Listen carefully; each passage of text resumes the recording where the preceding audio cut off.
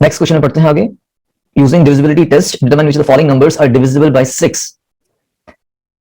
ठीक है, तो यहां पे आप एक काम और कर सकते हैं, इसको थोड़ा टेबल फॉर्म में हम काम करें तो बढ़िया तरीके से काम हो सकता है। देखते हैं।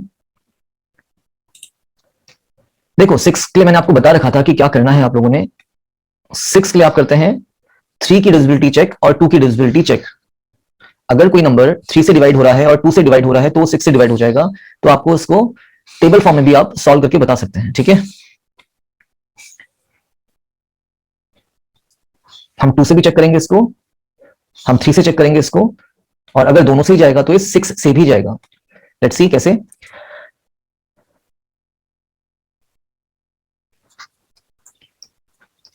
Divisible by 2, divisible by 3, so divisible by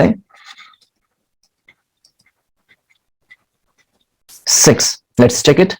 even number है, लास्ट में 4 आ रहा है, so 2 से डिवाइड होगा। ठीक है, तो इसको और बेटर तरीके से आप लिखना चाहते हैं तो लिख लेना, सिंस इवन नंबर है आपका, इवन नंबर तो डिविजिबल बाय 2। 3 के लिए हम क्या करते हैं, सम करते हैं। 2 + 9 + 7 + 1 + 4 + 4 करेंगे। ठीक हो गया, तो इसका सम कितना आ रहा है हम डायरेक्टली करेंगे इसको। 2 + 9 होता है आपका 11, 11 7 18, 18 + 1 19, 19 + 8 27, तो सम कितना आ रहा है 27, तो ये 3 से भी डिवाइड हो रहा है। Again what we are saying here, अगर हमारे पास डिविजिबिलिटी चेक करनी है किसकी, 6 की, है ना, we are actually checking the divisibility of 6। उसके लिए हम एक नंबर को जो दिया हुआ है 2 से भी डिवाइड करके दिखाएंगे, 3 से भी बताएंगे कि डिविजिबल हो रहा है, और अगर इन दोनों से डिवाइड होगा तो डिविजिबल बाय 6 होने वाला है।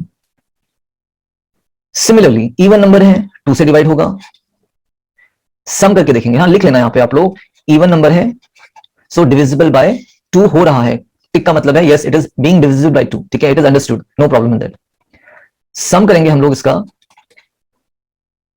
1 + 2 3, 3 + 5 is 8, 8 + 8 is 16, तो 16 सम आ रहा है, और 16 तो 3 की टेबल में नहीं आता, तो ये 3 से डिवाइड नहीं होगा। It is not divisible by 3, सो ये 6 से भी डिवाइड नहीं होगा। Again the same thing here, it is an odd number,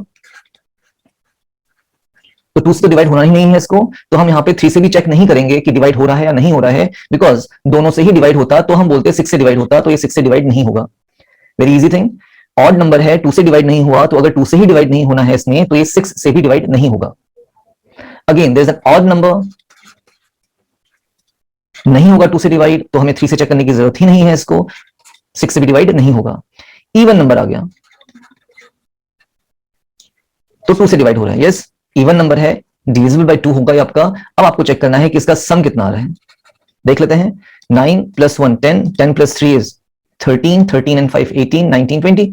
Again let me check it, 9 + 1 is 10, 10 + 3 is 13, 13 and 5 is 18 and 19 20, तो सम तो 20 आ गया, तो 3 से डिवाइड होगा नहीं होगा भाई, बिकॉज 23 की टेबल में नहीं आता है ना, सम डिविजिबल नहीं हो रहा है 3 की टेबल से, तो ये आपका 6 से भी डिवाइड नहीं होना है। इवन नंबर है,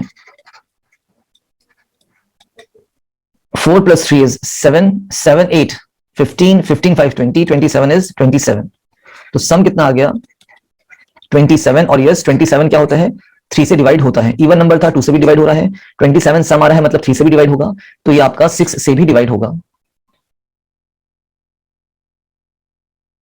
again that is an even number, check करते हैं 2 से डिवाइड हो रहा है, तो हमें सम निकालना पड़ेगा, 3 की डिविजिबिलिटी भी चेक करनी पड़ेगी। यहां पे हमें 1 + 7 is 8, 8 + 9 17, 18, 18 8 26, 26 + 4 30, तो सम 30 आ रहा है।